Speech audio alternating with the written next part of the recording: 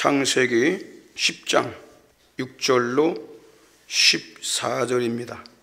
합독하겠습니다. 함의 아들은 구스와 미스라임과 붓과 가나안이요, 구스의 아들은 스바와 하월라와 삽다와 라마와 삽드가요, 라마의 아들은 스바와 스단이며, 구스가 또 니므롯을 낳았으니 그는 세상에 처음 영걸이라. 그가 여호와 앞에서 특이한 사냥꾼이 되었으므로 촉담에 이르기를 아문은 여호와 앞에 니므롯 같은 특이한 사냥꾼이로다 하더라. 그의 나라는 신할 땅의 바벨과 에릭과 악갓과 갈레에서 시작되었으며, 그가 그 땅에서 아수르로 나아가 느니웨와 르호보딜과 갈라와 및 느니웨와 갈라 사이에 라센을 건축하였으며, 미스라임은 루빈과 아나민과 르아빔과 납도임과 바드루심과 가슬르임과 갑도림을 낳았더라. 블레셋이 가스일루임에서 나왔더라. 아멘. 할렐루야. 오늘 본문은 상당히 중요합니다. 교회에서는 이런 본문들을 잘 택하지 않아요. 건질 게 별로 없다고 생각하는 거죠. 그런데 이 속에 비밀들이 들어있어요. 사람은요, 누구나 태어날 때 각자가 가지고 있는 특성이 있습니다. 그것을 기질이라고 그래요. 이 기질은 어떤 욕구나 또 소질이나 어떤 재능 같은 것으로 나타나는데 잘 바뀌지가 않아요. 태어날 때 가지고 있는 그 기질은 잘 바뀌지가 않아. 그 교육을 시켜도 또 환경의 영향을 받아도 잘 바뀌지가 않아요. 마귀는 타고난 기질을 이용하여 사람들을 미혹합니다. 마귀에 잘 넘어가는 사람이 있어요. 유혹에 잘 넘어가는 사람이 있고, 기질대로 마귀가 역사하기 때문에 그런 거야. 마귀는 에덴 동산에서 모든 동물들보다 아주 가장 간사한 특징, 간사한 기질을 가지고 있는 뱀을 이용하여 하와를 넘어뜨렸습니다. 다 그런 건 아니지만은 남자보다 여자가 유혹에 아주 쉽게 넘어가는 특징이 있습니다. 그래서 이 사탄 마귀는 먼저 여자를 유혹한 거예요. 그리고 아담을 넘어뜨린 것입니다. 술에서 깨어난 이 노아가 자기가 낳은 세 아들에게 각자 예언을 했는데 무엇을 기준으로 예언했을까요? 그가 하나님께 계시를 받고 예언했을까요? 아니면 자기 성격대로 성질대로 예언했을까요? 아닙니다. 바로 세 아들들이 자신들이 가진 기질대로 살아온 경험에 근거해서 그들의 앞날을 예언한 것입니다. 조금 오해 소지가 있는 것은 술 취한 다음에 왜 그 일을 했느냐, 그것이 이제 문제가 되는데, 이 노아의 예언은요, 철저히 그 사람이 가지고 있는 기질을 바탕으로 예언을 한 거예요. 창세기 49장에 보게 되면 1절 이하에 이 야곱이가 12명이 되는 자기 아들들에게 각자 이름을 불러가면서 예언을 합니다. 그런데 그 예언은 하나님께 받은 예언이라기보다는 12명을 가만히 지켜본 다음에 그들의 앞날이 어떻게 될 것인가를 예언한 거예요. 장자 르우벤에게 뭐라고 얘기하죠? 너는 아비의 침상에 올라갔다, 더럽혔다. 다시 말하면 이 야곱의 첩으로 얻은 부인과 나쁜 짓을 한 거예요. 누가? 이 큰아들이. 그래서 뭐라고 그러냐면 너는 물의 끓음 같다.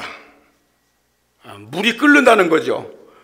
육체 정욕을 컨트롤 못하는, 이 컨트롤 못해갖고 뭐 나쁜 짓 하는 사람 많잖아요. 감옥 갈 때 가더라도 그냥 일을 저질러 버리는 그런 기질을 갖고 있다고 말이야. 그래서 뭐라고 그러냐면 너는 탁월하지 못할 것이다. 뛰어나지 못하다. 너는 그것 때문에 결국 무너지는 거야. 그 둘째 아들, 셋째 아들 시몬과 레위에게 뭐라고 외원하죠? 이들은 혈기를 못 참아. 그래서 부족들을 죽이는 일을 했기 때문에 너희들은 잔해하는 기계야. 그러면서 그들에게 저주를 내립니다. 자기 아들에게 저주를 내린 거야. 창세기 49장 28절에 보게 되면 이들은 이스라엘의 12지파라. 12아들이 12지파라는 거죠. 그 아비가 그들에게 말하고 축복하였으니 곧 그들 각일의 분량대로 축복했다. 복받을 분량대로, 복받을 그릇대로, 기질대로, 살아온 경험대로 축복했다는 거예요. 이 노아의 둘째 아들 함은요, 남의 허물을 폭로하고 반항하는 기질이 있었어요. 심지어 아버지 허물까지 다 폭로시키는 그런 기질이 있단 말이야. 이런 기질을 잘 알고 있었던 노아는 함과 그의 아들 가나안에게 충격적인 예언을 합니다. 창세기 9장 24, 25절에 보니까 노아가 술이 깨어 그 작은 아들 함이죠. 함이 자기에게 행한 일을 알고 그때를 계기로 해서, 타이밍으로 해서 저주를 내린 거예요. 가나안은 저주를 받아 그 형제의 종들의 종이 되기를 원한다. 종들의 종. 여러분, 이 함의 네 번째 아들인 가나안, 그죠? 노아가 있고 노아의 둘째 아들이 함이고 함의 네 번째 아들이 가나안입니다. 이 가나안도 죄악에 이용당할, 사탄에게 이용당할 아주 나쁜 기질을 가지고 있었습니다. 그래서 노아는 그들에게 종이 되라는 예언을 한 것입니다. 이건 뜻보게 되면 정말 아버지가 자식에게 못할 예언을 한 거죠. 그런데 조금 더 깊이 생각해 보게 되면 저주에서 벗어나는 길을 알려준 거예요. 노아의 생각은 이것입니다. 함과 그의 자손들이 기질대로, 자기 기질대로 망아지처럼 길들여지지 않은 야생마처럼 네 기질을 갖고 계속 산다면은 속히 재앙을 받게 될 거야. 그래서 너는 형제들의 수하에서 연단되기는 것이 너에게 유익이야. 그래서 넌 종이 돼야 돼. 보수적인 신학자인 피터 러크만은 이렇게 말을 합니다. 함은 형제들을 섬길 때 행복하고 번영하게 된다라는 거야. 그러나 그들이 지배할 때는, 자기가 위에 올라가서 막 지배할 때는 스스로 왕이 되어 걸음마를 배우기도 전에 땅에 떨어지고 말 것이다 그랬어요. 무슨 말입니까?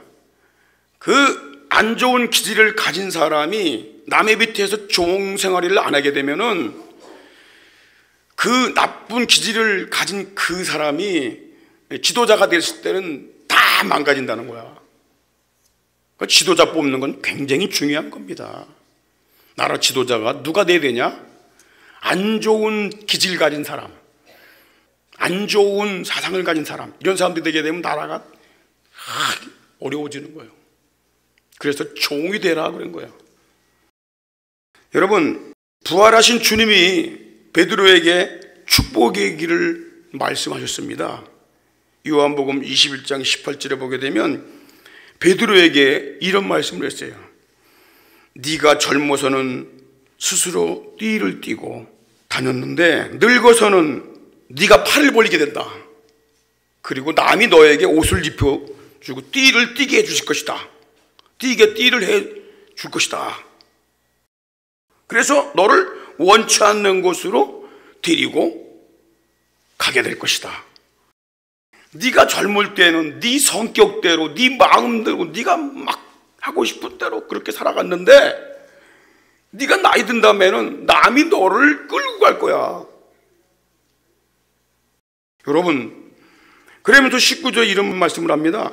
이 말씀은 베드로가 어떠한 죽음으로 하나님께 영광 돌릴 것인지를 가리켜 말씀하신 것이라. 너는 네 마음대로 막 하다가 너는 어차피 죽을 인생이야. 어차피 죽을 거야. 네 마음대로 가다가 죽음 뒤에 영원히 멸망당하지 말고 정말 남이 너를 이끌어가는, 네 기질을 좀 죽이고 훈련받아서 나를 따르는 일에 네가 쓰임받게 된다면 넌 하나님이 가장 영광받는 죽음을 당하게 될 거야. 그겁니다. 이 축복의 길이라는 거야.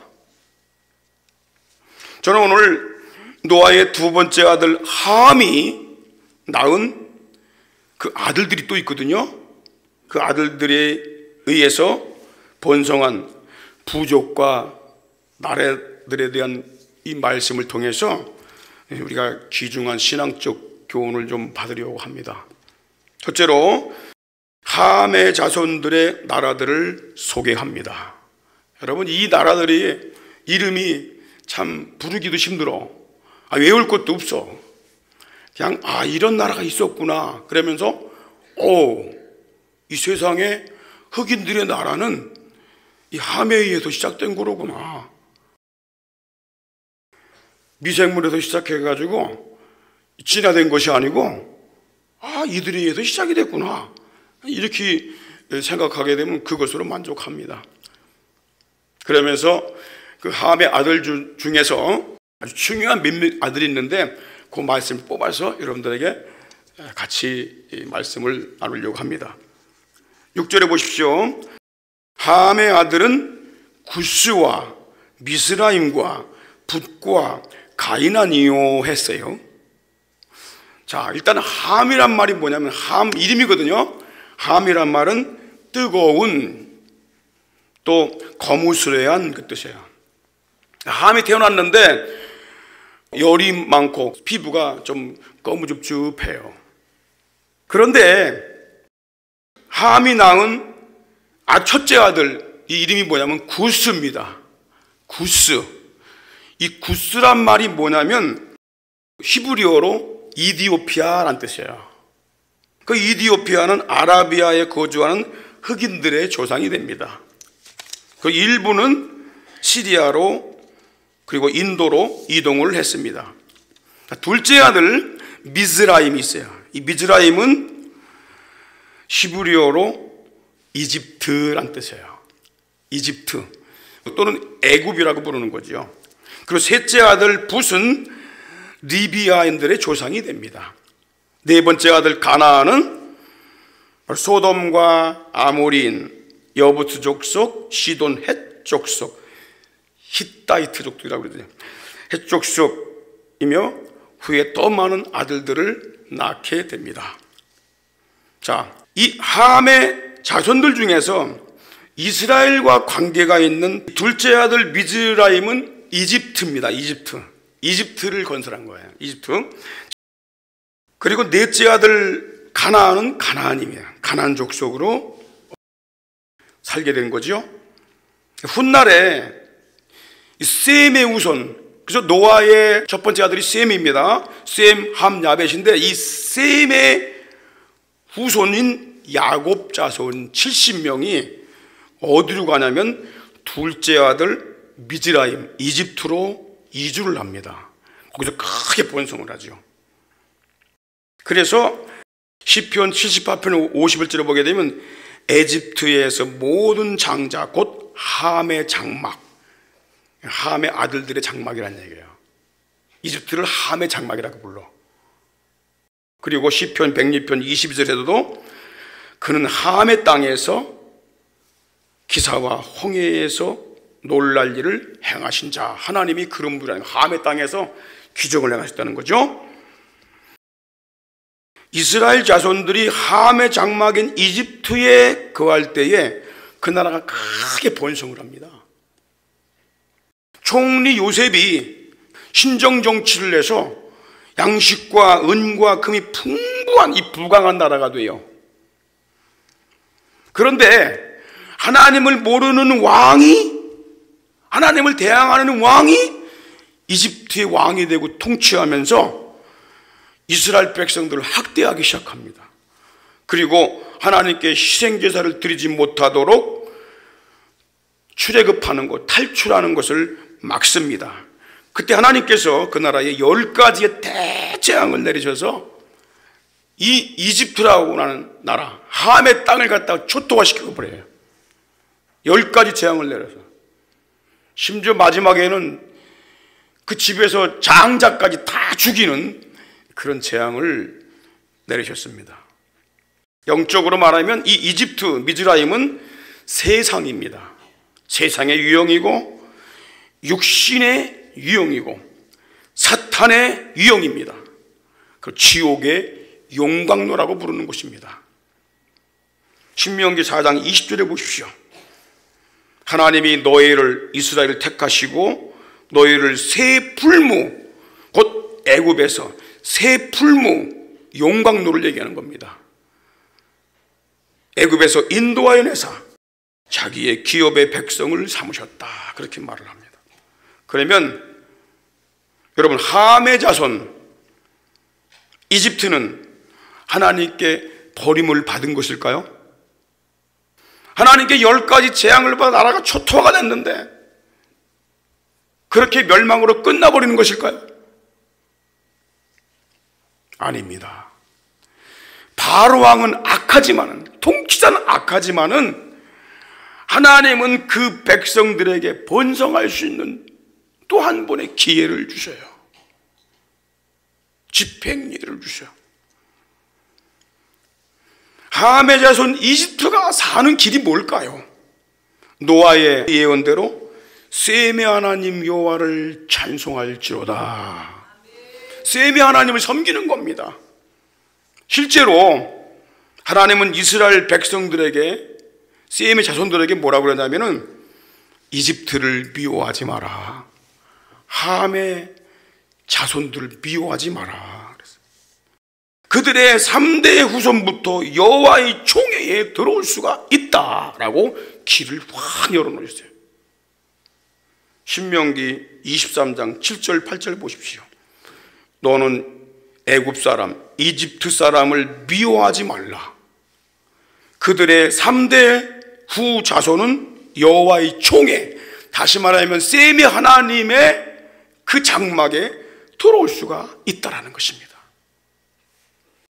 여러분, 하나님은 나쁜 기질을 가진 사람이나 악인에게도 집행유예를 주십니다. 그래서 땅에서 번성하게 하시는 거예요. 왜 그럴까요? 그들에게도 하나님을 섬기며 구원자 예수 그리스도를 만날 기회를 주심으로 천국에 들어갈 하나님의 백성을 삼으시려고 하기 때문입니다.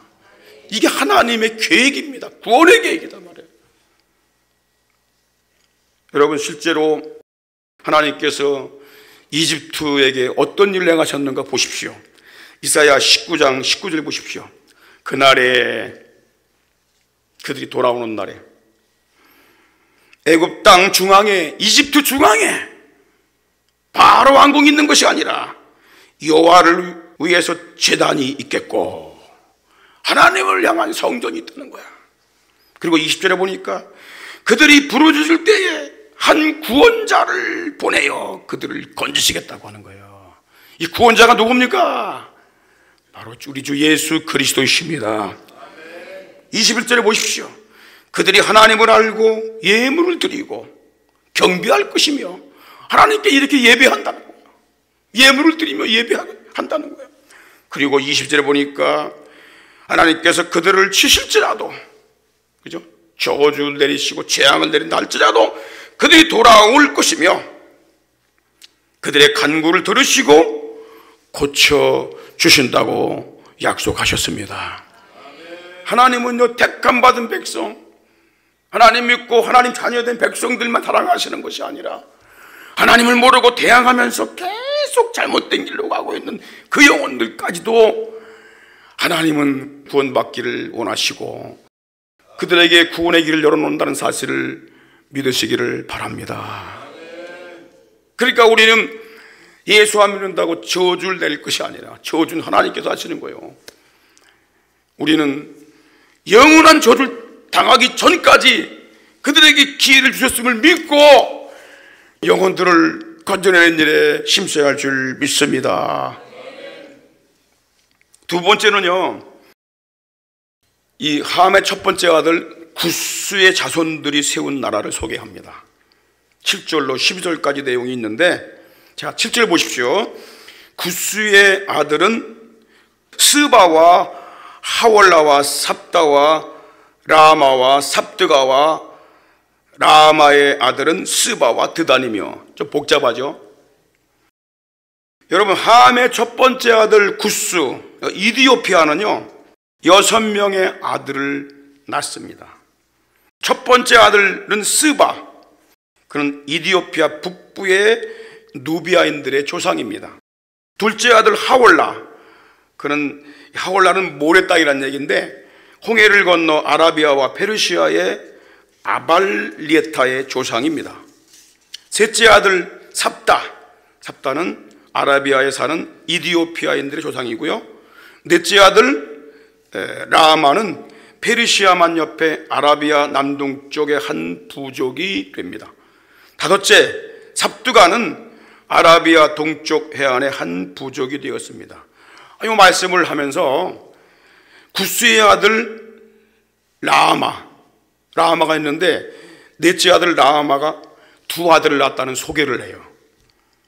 이게 왜 이 소개가 중요하냐면 두 아들이 누구냐면 스바 그리고 드단입니다.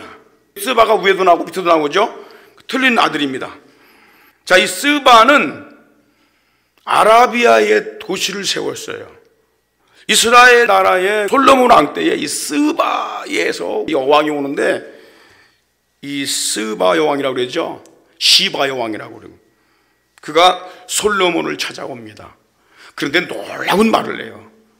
솔로몬 찾아와서 어떤 말을 하냐면은 역대하 9장 1절에 스바 여왕이 솔로몬을 방문해 갖고 8절에 보니까 당신의 하나님 여호와를 송축할지어다. 이 흑인 나라의 후손이 셈족인 이스라엘 나라 그리고 솔로몬 왕에게 와서 뭐라고 그러냐면은 당신의 하나님 여호와를 송축할지로다. 그리고 하나님이 당신을 기뻐하사 왕이 되게 하셨도다. 하나님이 이스라엘을 사랑하사 영원히 견고케 하시려고 당신을 왕으로 삼아 공과 의를 행하게 하셨도다.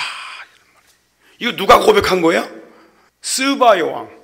그러니까 함의 자손들이라 할지라도 이미 그들이 각 지역에 흩어져서 하나님을 믿고 있었다는 얘기예요. 셈의 하나님을 섬겨야 된다는 걸 알고 있었다는 얘기예요. 왜 그럴까요?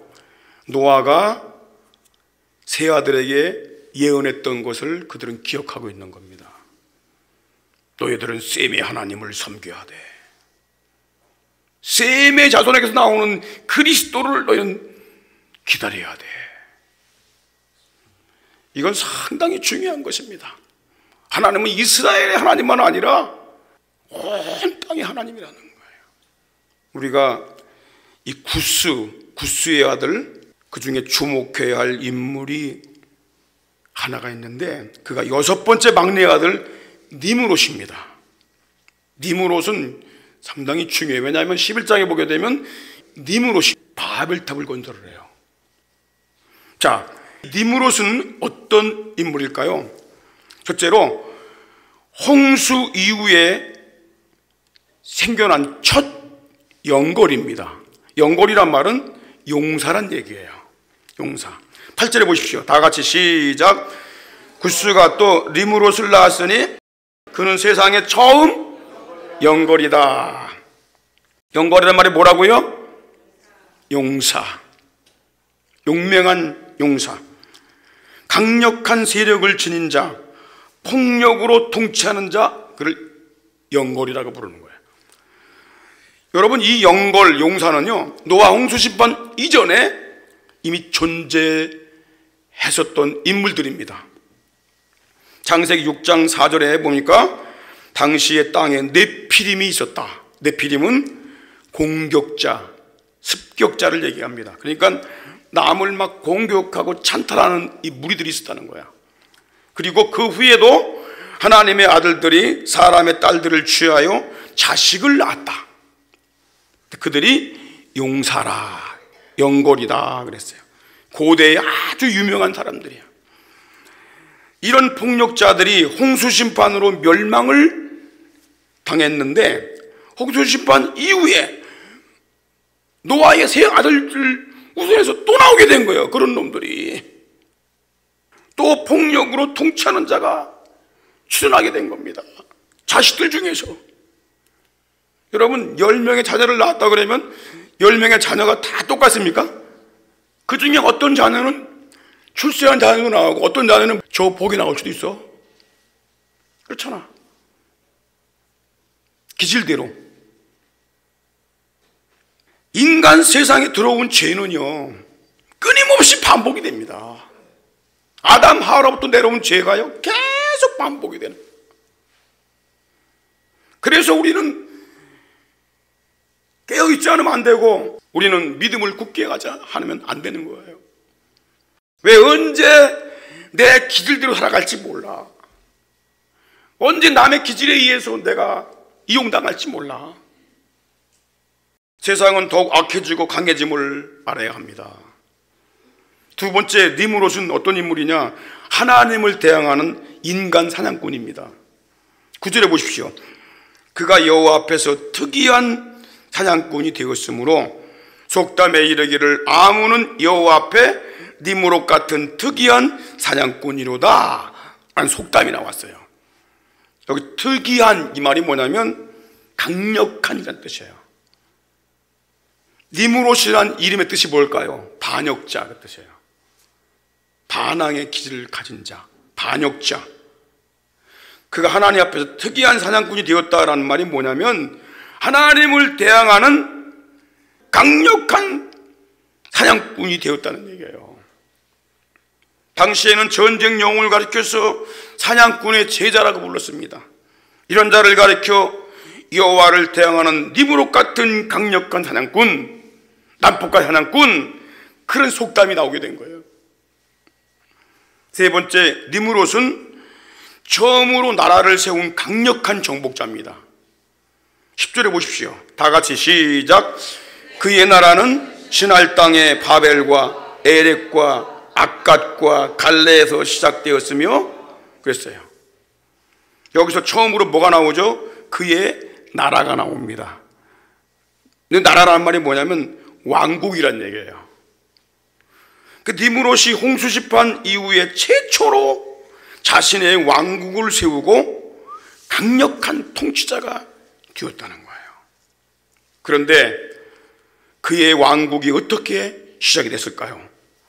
오늘 말씀해 보게 되면 신할에서 시작이 되었다. 이 신할은요, 후에 바벨로니아가 됩니다. 이 신할은 나중에 보면 다니엘서에 뭐가 나오죠? 그 신할 평지에 느부갓네살 왕이 느보신상을 세워 온 백성에게 다 절하라고 하는 이런 일을 하지요. 이 신할은요, 유프라데스와 티그리스 강 사이의 메소포타미아 계곡 하류 평원을 말합니다. 니므롯이 이곳에 바벨을 세워요. 바벨론. 그리고 이 수메르족이었죠. 수메르의 에렉은 우르크이라는 도시와 악갓, 갈레라는 성읍을 잠식해 가지고 자신의 왕국을 세워요. 그의 정복은 거기서 멈춘 것이 아닙니다. 11절 12절 보십시오. 시작. 그가 그 땅에서 아수르로 나아가 니느웨와 르호보딜과 갈라와 및 니느웨와 갈라 사이에 레센을 건축했다. 이 레센은 큰 성읍입니다. 큰 성입니다. 이 니므롯이 셈의 아들이 세운 아수르족을 침략합니다. 그리고 니느웨 성, 니느웨, 또 르호보딜이라는 얘기는 뭐냐면 그 당시에 사각형의 도시란 얘기예요. 르호보딜 성과 갈라, 이 갈라라는 말이 견고한 성입니다. 그런 성읍들 사이에서 레센이라고 하는 성체를 건설을 합니다. 그런데 문제는 뭐냐면 그가 하나님을 대항하는 자신의 왕국을 세웠다는 데 있어요. 여러분, 유명한 영국의 설교자 아더 핑크는 이런 말을 합니다. 니므롯을 가리켜서 앞으로 나올 적그리스도를 예표한다고 말합니다. 니므롯을 보면서 앞으로 적그리스도가 어떤 존재로 나타날 것인가, 이거를 보여주고 있다는 거예요. 여러분, 적그리스도는 하나님과 원수입니다. 인간 역사를 통치하라는 대적자입니다. 그는 나라들과 동맹하여서 바벨탑을 세웁니다. 앞으로 세상은요, 바벨을 중심으로 하나님을 대항하는 우두머리가 나와서 세상을 통합하고 자신을 하나님으로 가장하게 될 것입니다. 여러분, 지금은요, 바벨탑의 시대입니다. 현재 바벨탑이 뭡니까? 의학, 지식의 바벨탑이에요. 기술과 건축의 바벨탑이에요. 중동 어느 지역에 보니까 1km가 넘는 건축을 한대. 1km. 건물을 그렇게 세우는데 1km가 되는 건물을. 이게 뭐냐면 기술을 자랑하는 거예요. 건축 기술, 기하학, 과학과. 그래서 뭐 인공지능이라든가 로봇을 만들고 뭐 나노기술이라든가 원자 더 깊이 들어가서 그냥 중성자 뭐 이런 걸 가지고 그냥 엄청난 일들을 하는데, 앞으로요 컴퓨터보다 100배, 1000배 빠른 그 컴퓨터가 나옵니다. 금방 나올 거야. 양자 컴퓨터라고 그래. 이거 상상도 못합니다. 그런 컴퓨터가 나와요. 지식의 바벨탑을 쌓고 있는 거예요. 이 성경은 이렇게 말씀하고 있어요. 데살로니가후서 2장 4절에 보니까 저는 대적하는 자라, 범사에 일컫는 하나님이나 숭배함을 받는 자, 오직 하나님과 우리 예수 그리스도밖에 없는 거죠. 그들 위에 뛰어나 자존하여 하나님 성전에 앉아 자기를 보여 하나님이라 하느니라. 놀랍게도 이 바벨론은요, 성경의 마지막 장인 요한계시록에 땅의 음녀들의 어미라고 나옵니다. 땅의 음녀들의 어미인 바벨론, 그와 연결되어 있어요. 요한계시록 17장 5절에 보십시오. 그 이마에 이름이 기록되어 있으니 비밀이라. 그러니까 비밀, 불법으로 비밀들이 활동하고 있어요. 큰 바벨론이라는 거예요. 이게 이미 니므롯 시대부터 이미 이것이 존재해 왔던 거예요. 계속해서 땅의 음녀들과 가증한 것들의 머리라고 그랬어요. 음녀들과 가증한 것들은 우상들을 말합니다. 이것들의 어미라는 거예요. 근데 그 자식들은 다 음녀의 나라가 되고 음녀의 자식이 되고 우상의 나라가 되고 우상의 자식들이 된다는 거예요. 하나님은 천국 백성을 삼으시기 위해서 사람을 땅 위에 번성케 하시는데, 적그리스도는 자신의 왕국을 만들기 위해 나라를 통합하며 우상과 음란으로 영혼을 미혹하고 사냥한다고 하는 것입니다. 영혼을 사냥하는 거야. 속으면 안 됩니다. 우리가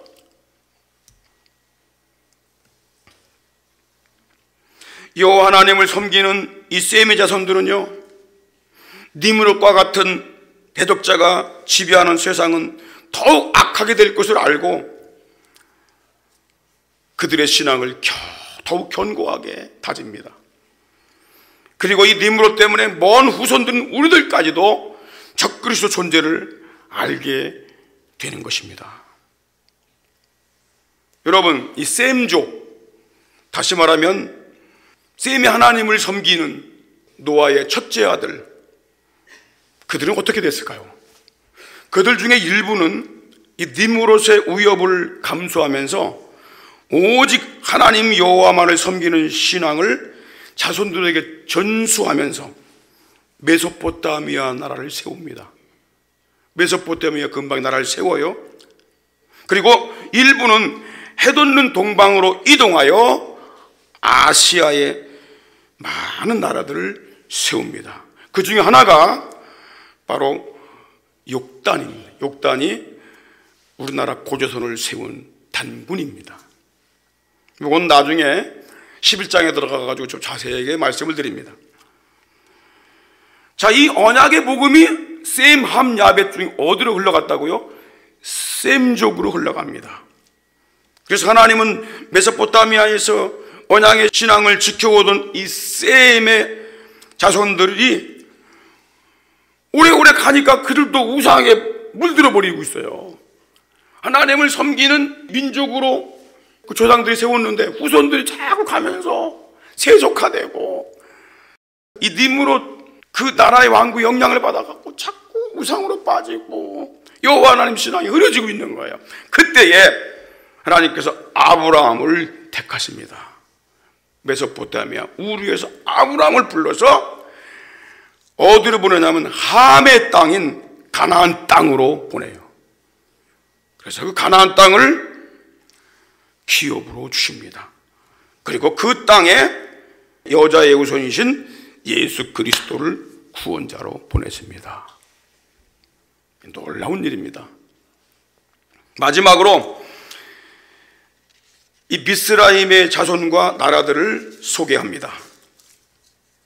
여러분, 함의 둘째 아들 미스라임. 자, 13절 14절에 보니까 다 같이 시작. 미스라임은 루딤과 아나밈과 르아밈과 납도임과 바드루심과 가술루임과 갑도림을 낳았더라. 블레셋이 가술루임에서 나왔더라. 첫째 아들 루딤. 루딤은 아프리카 르와타족이 되었고요. 둘째 아들 아나밈은 이집트 북부의 한 부족이 되었고, 셋째 르아빔은 이집트 서부, 넷째 납두임은 이집트 중부, 다섯째 바드루심은 이집트 상부, 파드로스의 한 부족이 됩니다. 그리고 여섯 번째 아들 가술루임에게서 블레셋이 나오게 됩니다. 일곱째 갑도림은 틴족이 됩니다. 자, 여기서 미스라임, 이집트의 여섯째 아들 가술루임에서 누가 나왔다고 그랬냐면 블레셋이 나왔어요. 블레셋을 다른 말로 필리스타라고 불러요. 필리스타. 자, 이 블레셋은 가나안 땅의 남부와 지중해 연안에 위치한 해양 민족으로 이 셈의 후손인 이스라엘과 아주 밀접한 관계를 갖고 있어요. 이 지역이 바로 현재 분쟁하고 있는 가자 지구, 중심 도시가 가자 지구입니다. 초기에는요, 아브라함이 가나안 땅에 정착할 때에는 이 블레셋과 좋은 관계를 유지했어요. 그러나 이스라엘의 사사시대에는 본격적으로 대적하는 민족이 됩니다. 그들과의 전투에서 엘리 제사장의 두 아들이 전사하고 법궤마저 빼앗겨 버립니다.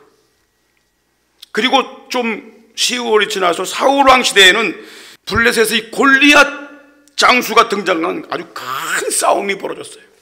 그때 다윗의 등장으로 대승리를 거두지만은 이후의 싸움에서 사울왕과 두 아들이 전사를 하게 됩니다. 종합해 보면은 노아의 둘째 아들인 함의 자손들은 오늘날 이집트와 가나안, 하지만 이스라엘 땅과 남아라비아, 이디오피아 등에 정착해서 부족들과 나라들을 세웠고요. 이들은 주로 아프리카를 중심으로 한 흑인종의 조상이 됩니다. 흑인종 니그로라고 부르잖아요. 흑인들이라는 얘기, 흑인. 검은 사람들.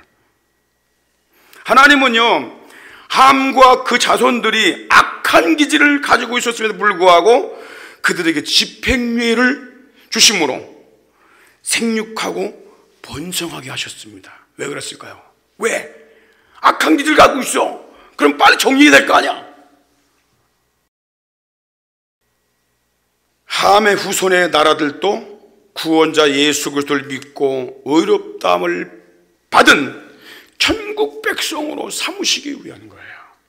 아무리 피부가 검고 생긴 것이 좀 힘들고 기질이 좀 포악하고 나쁘다 할지라도 하나님은 그들에게 기회를 주세요. 생육하고 번성할 기회를 주시고, 그들이 하나님을 만나고 세미 하나님 만나고 그 하나님이 보내신다고 하는 언약의 자손 예수 그리스도를 만날 수 있는 기회를 주신다고 하는 거예요. 그래서 하나님은 세상 모든 민족의 모든 백성의 하나님인 걸 우리가 알아야 합니다. 출애굽기 19장 5절 보십시오. 세계가 다 내게 속하였나니 그랬어요.